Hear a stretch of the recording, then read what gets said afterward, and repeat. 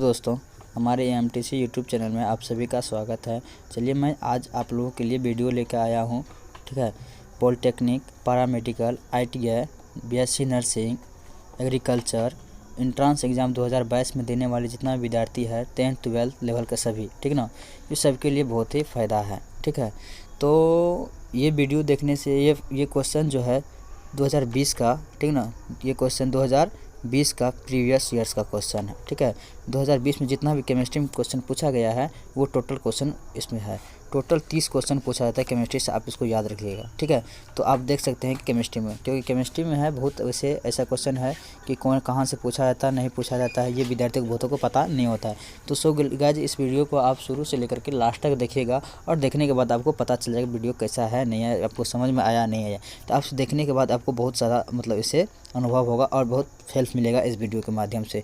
तो इस पे सारा प्रीवियस ईयर्स का क्वेश्चन जो है बताया जाएगा। सो गाइस, वीडियो तो आपको समझ में आ जाएगा तो अच्छा लगेगा तो लाइक करिएगा, कमेंट करिएगा और अपने दोस्तों के पास भी शेयर करिएगा। चलिए मैं आज वीडियो को आगे की ओर बढ़ाता हूँ। ठीक है, ये 2022 के लिए मैं वीडियो बना रहा हूँ। ठीक है, तो चलिए आगे की ओर देखते हैं। और 22 क्या, जितने भी एंट्रेंस एग्जाम देने वाले 22 जो भी होगा सब इससे हेल्प ले सकते हैं।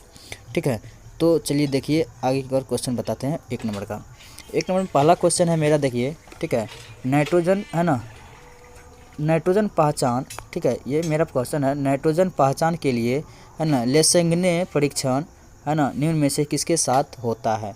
तो लेसंगने परीक्षण जो होता है ये, ठीक है, किसके साथ होता है, तो इसका करेक्ट आंसर हो जाएगा डी हो जाएगा, है ना।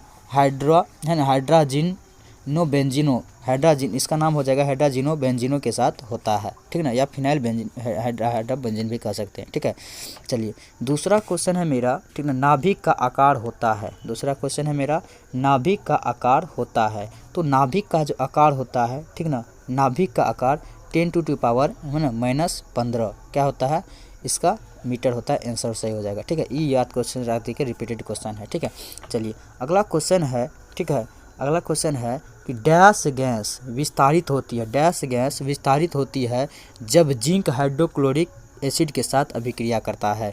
तो इसका सही आंसर हो जाएगा, ठीक है, सही आंसर हो जाएगा हाइड्रोजन गैस। कौन हो जाएगा, हाइड्रोजन गैस। चलिए आगे की ओर बढ़ते हैं। चलिए ये मेरा चौथा क्वेश्चन है। ठीक है, कौन सा एक इलेक्ट्रॉन स्नेही नहीं है, कौन सा एक इलेक्ट्रॉन स्नेही नहीं है। तो इसका सही हो जाएगा BH3, ये जो है इलेक्ट्रॉनिक है ना, इलेक्ट्रॉन स्नेही नहीं है। चलिए ये क्वेश्चन, ये अगला क्वेश्चन है अभिक्रिया। हमको अभिक्रिया, देखिए ये अभिक्रिया हमको दिया गया है। ठीक ना, अभिक्रिया हमको दिया गया, ये एक बहुत ही इंपॉर्टेंट क्वेश्चन है। इसका सॉल्यूशन मैं ओनली फॉर 1 या 2 क्वेश्चन इसमें है जिसका सॉल्यूशन लेकर मैं आऊँगा अगले वीडियो में और पूरा डिटेल के साथ। फिलहाल अभी मैं आंसर ही बताने वाला हूँ। ठीक है, तो चलिए इस अभिक्रिया में M और R क्या है। तो M हम कह सकते हैं मोलिक्यूल है और R क्या है, रिएक्टेंट है। ठीक है, तो इसका सही आंसर क्या हो जाएगा, ठीक ना, तो इसका सही आंसर हो जाएगा A हो जाएगा। ठीक ना, ये याद रखिएगा। इसका विश्लेषण हम अगला वीडियो में करने वाले हैं। ठीक है, चलिए आप ये जो है अगला वीडियो में करेंगे। चलिए अगला क्वेश्चन है मेरा। ठीक है, ये क्वेश्चन है कि यौगिक है ना, यौगिक हमको दिया गया है ये, ठीक ना, इसमें दिया गया है। ठीक है, तो ये अभिक्रिया में यहाँ पे हम देखिए पोटेशियम है ना परमैंगनेट है, ये विलयन के साथ अभिक्रिया करने पर क्या देता है। मतलब ये यौगिक हमको दिया गया, अभिक्रिया दिया गया है, ये क्षारीय यौगिक है, पोटेशियम परमैंगनेट के साथ अभिक्रिया करता है तो क्या बनता है। फिलहाल मैं इसका आंसर आपको मैं बताने वाला हूँ। ठीक है, तो इसका सही आंसर हो जाएगा, ठीक ना, बी हो जाएगा। क्या हो जाएगा, बी, हाइड्रोफेबिक। ठीक ना, इसको कहते हैं हाइड्रोफेबिक एसिड कहते हैं। ठीक है, चलिए अगला क्वेश्चन है।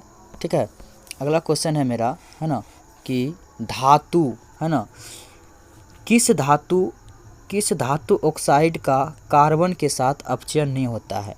किस धातु ऑक्साइड का कार्बन के साथ अपचयन नहीं होता है। ठीक है, तो इसका सही आंसर हो जाएगा, है ना, एल्मुनेट, है ना, एल्मुना के साथ Al2O3 एल्मुना होता है, इसके साथ क्या होता है, कार्बन का अपचयन नहीं होता है। ठीक है, चलिए अगला क्वेश्चन है, निम्न में से है ना कौन सा युग्म है ना के पदार्थ जल से अभिक्रिया कर है ना समान गैस उत्पन्न करता है। कौन सा युग्म है निम्न में से जो दिया गया है, कौन सा युग्म है जिसके साथ जल के साथ अभिक्रिया करने के बाद है ना समान गैस है ना गैसों का उत्पन्न करता है। तो अब देखिए इसका सही आंसर हो जाएगा, ठीक ना, करेक्ट आंसर हो जाएगा इसका सी हो जाएगा। ठीक है ना, क्या हो जाएगा, सी हो जाएगा।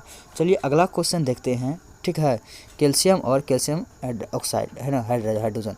चलिए अगला क्वेश्चन है कि कौन सी धातु है ना कौन सी धातु, ठीक ना, तनु नाइट्रिक अम्ल के साथ है ना अभिक्रिया कर हाइड्रोजन गैस मुक्त करता है। तो इसका सही आंसर हो जाएगा, ठीक है ना, मैग्नीशियम। क्या हो जाएगा? मैग्नीशियम होगा। ठीक है, इसका सही आंसर क्या होगा? मैग्नीशियम। चलिए अगला क्वेश्चन देखते हैं। ठीक है, यहाँ पे अगला क्वेश्चन है किसके साथ है ना, किसके साथ प्रत्यक्ष रूप से अभिक्रिया नहीं करती है? तो कौन? ऑक्सीजन किसके साथ प्रत्यक्ष रूप से अभिक्रिया नहीं करती है?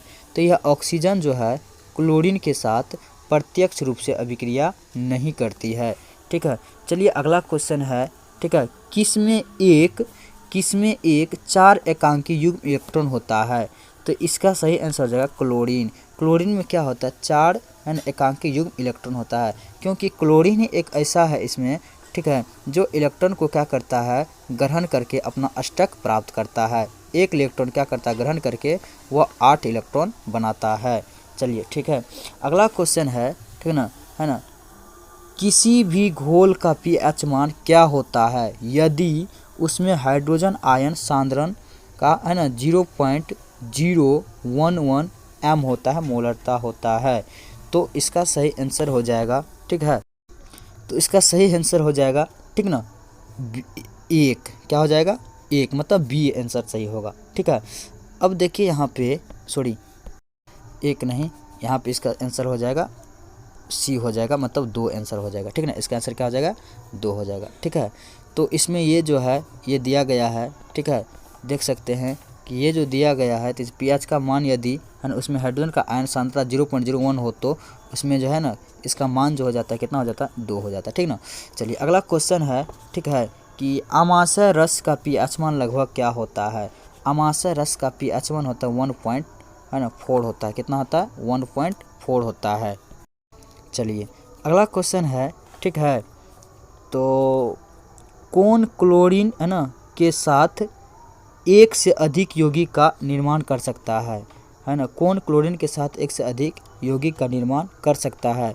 तो ये फेरस हो जाएगा इसका ना आंसर। ठीक है ना, फेरस जो है, ठीक ना, तो क्लोरीन के साथ है ना अलग अलग यौगिक बनाता है, क्योंकि इसमें क्या होता है? फेरस की संयोजकता परिवर्तनशील होती है। इसमें फेरस का जो संयोजकता होता है परिवर्तनशील होती है। ठीक है ना, चलिए अगला क्वेश्चन है, ठीक है, क्योंकि इसका यौगिक जैसे बनाता है फेरस क्लोराइड Fe है ना, FeCl2 बनाएगा और FeCl3 भी बनाता है, FeCl3 भी बनाता है। ठीक है, चलिए चलिए अगला क्वेश्चन है, ठीक है, बढ़ती हुई इलेक्ट्रोनेगेटिविटी का कौन सा कर्म सही है? बढ़ती हुई इलेक्ट्रोनेगेटिविटी है ना का कौन सा कर्म सही है?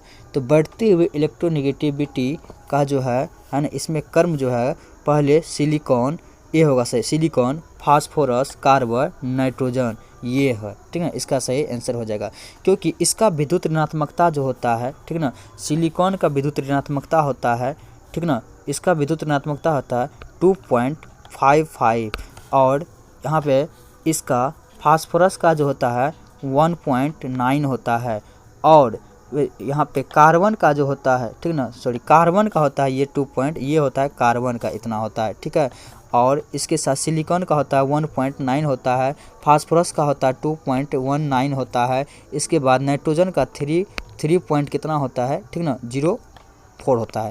तो ये इसका हो गया, ठीक ना, ये हम कह सकते हैं इसका क्या हो गया? विद्युत ऋणात्मकता हुआ। तो इसका सही कर्म क्या हो जाएगा? ठीक ना, सही कर्म ये हो जाएगा। ठीक है, चलिए अब देखिए अगला क्वेश्चन है कि निम्नलिखित में इलेक्ट्रॉनिक आयनों में किसका आकार सर्वाधिक होता है? निम्नलिखित इलेक्ट्रॉनिक आयनों में किसका आकार सर्वाधिक होता है? इसका सही आंसर हो जाएगा, ठीक ना, F हो जाएगा, फ्लोरीन का। क्या हो जाएगा? फ्लोरीन। तो यहाँ पे आप देख सकते हैं फ्लोरीन का जो होता है, फ्लोरीन देखो, फ्लोरीन है नाइट्रोजन और ऑक्सीजन जो होता है, ठीक ना, आयनों में इलेक्ट्रॉन की संख्या क्या होता है? कम से कम 10 इलेक्ट्रॉन की संख्या जो होता है 10 होती है, जो 2 कक्षा शेल में क्या होता है? सम्मिलित रहता है। कितना में? 2 कक्षा शेल में क्या होता है? सम्मिलित रहता है। ठीक है ना, ये होता है। और इसमें देखिए सोडियम में क्या होता है 11 होता है, जो कि है ना 3 कक्षा होती है। और सोडियम में क्या होता है, सोडियम में 11 होती है जो कि 3 कक्षा होती है। अतः इसमें सोडियम का आकार सबसे क्या होगा, बड़ा होगा। सोडियम का जो आकार है सबसे बड़ा होगा, ठीक है ना, सोडियम का आकार सबसे बड़ा होगा। चलिए तो इसका सही आंसर क्या हो जाएगा, डी होगा, ठीक है ना, क्योंकि ये जो है डी इसमें होगा, ठीक है ना। सबसे सर्वाधिक आकार किसका होता है, सोडियम का होता है, ठीक है ना। इस सब में क्या होता है 10 ही होता है, इस सोडियम में क्या होता है 11 होता है, जो कि जिसमें कितनी कक्षा होती है 3 कक्षा होती है, इसीलिए क्या होता है सोडियम होगा। ये फ्लोरीन गलत हो जाएगा। यदि विद्युत ऋणात्मकता हमसे पूछा जाता तो इसका क्या सबसे अधिक इसका होता है फ्लोरीन का, लेकिन इसमें क्या आकार पूछ रहा है, ठीक है, इसलिए इसका आंसर सही हो जाएगा। चलिए अगला क्वेश्चन है, किसका परिष्करण सिल्वर ग्लास से होता है, किसका परिष्करण सिल्वर ग्लास से होता है, तो इसका सही आंसर हो जाएगा सिल्वर, एजी सिल्वर, ठीक है।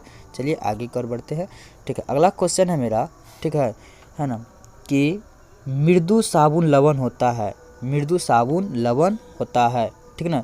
तो मृदु साबुन लवण जो होता है किसका, तो पोटेशियम होता है, ठीक ना, क्या होता है, पोटेशियम होता है।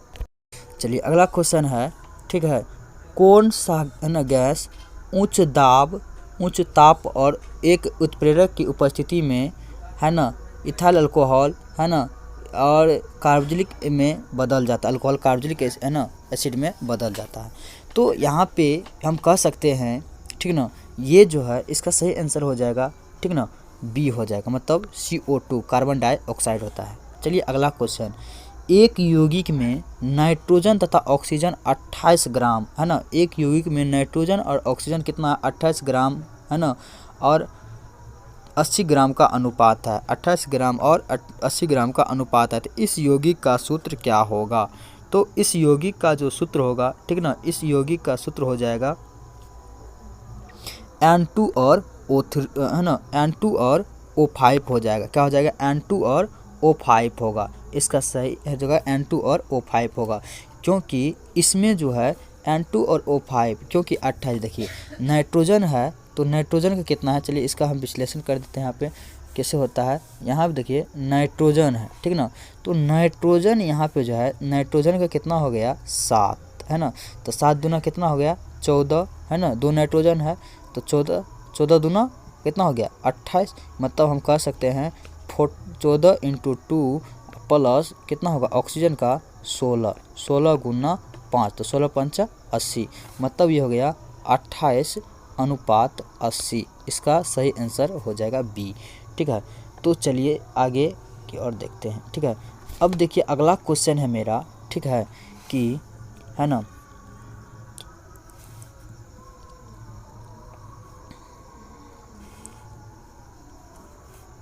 27 ग्राम एल्युमिनियम के ऑक्सीजन के कितने ग्राम के साथ संपूर्ण रूप से अभिक्रिया करेगा, 27 ग्राम एल्युमिनियम ऑक्सीजन के कितने ग्राम के साथ संपूर्ण रूप से अभिक्रिया करेगा।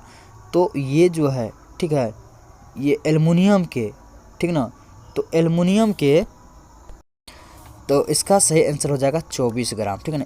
ये न्यूमेरिकल है, ये न्यूमेरिकल का विश्लेषण मैं अगले वीडियो में, एक वीडियो के साथ जितना भी लंबा लॉन्ग क्वेश्चन इसको लेकर के मैं आगे वीडियो में बनाऊंगा, ठीक है।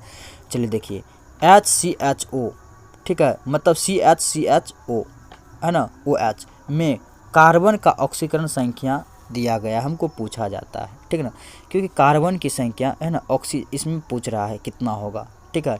तो कार्बन का जो ऑक्सीकरण संख्या होगा, ठीक है, यहाँ में किसका पूछ रहा है हमको, कार्बन का पूछ रहा है, कार्बन का पूछ रहा है ना, तो कार्बन का ऑक्सीकरण संख्या इसमें हो जाएगा 0 हो जाएगा। कैसे हो जाएगा, तो देखिए यहाँ पे जिसका पूछा जाता है वो आपको है ना निकाल सकते हैं। यहाँ पे देखिए हम कह सकते हैं कार्बन के निकालना है तो और का जितना भी होता है बैलेंस से बातम कक्षा में जो बैलेंस इलेक्ट्रॉन होता है ना उसी को लेकर हम निकालते हैं आप लोगों, ठीक है ना। तो चलिए इसका सही आंसर क्या हो जाएगा, 1 हो जाएगा। चलिए अगला क्वेश्चन है, यदि, ठीक ना, यदि मैग्नेट है ना पोटेंशियम पर मैग्नेट का आणविक भार m हो तो इसका तुल्यांकी भार जब है ना क्या हो पोटेशियम डाइक्रोमेट हो में परिवर्तित हो जाता है तो क्या होगा, ठीक है। तो इसका सही आंसर, ठीक ना, इसका सही आंसर हो जाएगा, ठीक है, सी हो जाएगा, क्या हो जाएगा, सी हो जाएगा। तो यहाँ पे सी आप कह सकते हैं कि सी क्या है, सी एम है, एम यहाँ पे क्या है तो हम कह सकते हैं m जो है तुल्यांकी भार कहते हैं। m क्या बराबर क्या होता है? तुल्यांकी भार। क्या होगा? तुल्यांकी, ठीक ना, तुल्यांकी भार। अब पूछा जाएगा तुल्यांकी भार बराबर क्या होता है, तो आणविक भार बटे जो होता है त्याग किया गया इलेक्ट्रॉन या ग्रहण किया गया इलेक्ट्रॉन की संख्या, है ना। आणविक भार बटे त्याग किया गया इलेक्ट्रॉन या, है ना, ग्रहण किया गया इलेक्ट्रॉन की संख्या होता है। चलिए देखिए अगला क्वेश्चन है, ठीक है, यहाँ पे कि मिथाइल प्रोपेन, ठीक ना, मिथाइल प्रोपेन, ठीक है, तो निम्नलिखित में से किसका एक समन्वय है, ठीक ना। मिथाइल प्रोपेन जो है एन ब्यूटेन का एक क्या है? समन्वय है। चलिए तो इसके बाद अगला क्वेश्चन है कार्बन कार्बन की न्यूनतम बंध की लंबाई किसमें है? कार्बन कार्बन की न्यूनतम बंध की लंबाई किसमें है? तो कार्बन कार्बन की न्यूनतम बंध की लंबाई जो है, ठीक ना, तो इसमें क्या होगा? डी हो जाएगा सही आंसर, ठीक है। तो इसमें सबसे कम जो है कार्बन कार्बन के बीच बंध की लंबाई जो होगा इसमें है, ठीक है। चलिए अगला क्वेश्चन है, ठीक है, प्रयोगशाला में, है ना, प्रथम संश्लेषित कार्बनिक यौगिक है। प्रयोगशाला में प्रथम संश्लेषित, है ना, कार्बनिक यौगिक जो है कौन है? तो प्रयोगशाला में प्रथम संश्लेषित, है ना, तो इसका आंसर से हो जाएगा ए, ठीक है ना, यूरिया, ठीक है ना। चलिए अगला क्वेश्चन है, ठीक है, हाकल नियम के अनुसार एक, है ना, चक्रीय युग्मक यौगिक एरोमेटिक होगा यदि उसमें, है ना, संख्या के इलेक्ट्रॉन हो। संख्या कुछ इसमें छूटा हुआ है, ठीक है, तो संख्या के इलेक्ट्रॉन हो। देखिए तो इसमें जो इस संख्या के इलेक्ट्रॉन है, तो इसमें याद रखिएगा एकक नियम के अनुसार, है ना, हाकल नियम के अनुसार एक चक्रीय युग्म यौगिक एरोमेटिक होगा यदि इसमें एक संख्या के इलेक्ट्रॉन हो। तो एक संख्या के इलेक्ट्रॉन हो, तो इसका सही आंसर हो जाएगा, ठीक ना, इसका करेक्ट हो जाएगा सी, मतलब 4n + 2n हो जाएगा इसका आंसर। इसको आप याद कर लीजिएगा, क्योंकि आप सोचते होंगे कि इसको कैसे करते, आप कुछ ऐसा चीज़ होता है कि जो आपको याद रखना पड़ेगा, ठीक है। इसके बाद आगे देखिए अगला क्वेश्चन है ना, निम्न में से कौन सा एक यौगिक प्रकाश सक्रिय है ना, कौन यौगिक प्रकाश सक्रिय है? तो इसका सही आंसर हो जाएगा, ठीक ना, तो ये जो है इसका एक सही आंसर हो जाएगा,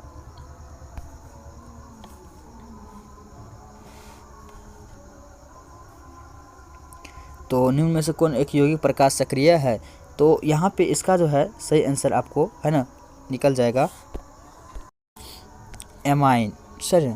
तो लेकिन यहाँ पे एमाइन नहीं होगा, ठीक ना, ये इसका सही आंसर हो जाएगा आपको कीटोन हो जाएगा। क्या हो जाएगा?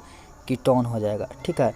तो मतलब आप ये नहीं, सॉरी, यहाँ पे जो है ना, यहाँ पे इसका आंसर हम ये इसका बता दिए, ठीक है ना, इसका आंसर ये नहीं होगा, इसका आंसर एक ही होगा 2 क्लोरोब्यूटेन। क्या हो जाएगा? 2 क्लोरोब्यूटेन। इस क्वेश्चन को याद रखिएगा, ये इंपॉर्टेंट क्वेश्चन है, ठीक है, इसलिए। चलिए अगला है एक प्रबल क्षार, है ना, अल्फा हाइड्रोजन को एब्स्ट्रैक्ट कर सकता है। अब देखिए एक प्रबल क्षार जो है कीटोन को क्या कर देता है, ये इसको, है ना, एब्स्ट्रैक्ट कर सकता है। मतलब हम कह सकते हैं यदि इसमें क्या होता है ना, इसमें अल्फ़ा क्या है, तो अल्फ़ा इसमें, ठीक है ना, इसमें देखिए अल्फ़ा है, हाइड्रोजन है, तो अल्फ़ा क्या है, तो हाइड्रोजन है, ठीक है ना, इसमें अल्फ़ा क्या है, हाइड्रोजन है। और यदि ये अल्काइल ग्रुप इसमें क्या होता है, जुड़ता है, इसमें क्या जुड़ता है, अल्फ़ा में अल्काइल ग्रुप इसमें जुड़ता है और एल्डिहाइड बनाता है। एल्काइल इसमें एल्काइल ग्रुप, है ना, अल्फ़ा में एल्काइल ग्रुप जुट के क्या बनाता है, एल्डिहाइड बनाता है, ठीक ना, और 2 एल्काइल ग्रुप जुटता है तो कीटोन बनाता है। यदि एक अल्फ़ा ग्रुप जुटेगा तो एल्डिहाइड, ठीक है ना, और यदि 2 जुटेगा, ठीक है ना, तो वो क्या बनाता है, कीटोन बनाता है। क्या बनाता है? कीटोन बनाता है। तो इस बात को आप लोग याद रखिएगा। चलिए मेरा लास्ट क्वेश्चन है, ठीक है, लास्ट क्वेश्चन है कार्बन CH4 में, मीथेन में सिग्मा बॉन्ड की संख्या कितनी है? तो सिग्मा बॉन्ड की संख्या इसमें 4 होता है। सिग्मा बॉन्ड की संख्या कितना होगा? 4 होता है। चलिए ये वीडियो आज मैं बनाया हूँ, पहला वीडियो है, ठीक है, धीरे धीरे बनाया हूँ कि ताकि वीडियो को आपको समझ में आए, इसलिए धीरे धीरे वीडियो को फास्ट बनाऊँगा। आपको वीडियो कैसा लगा आप बताइएगा, ठीक है, आपके लिए बहुत ही ये यूजफुल है। Thank you so much.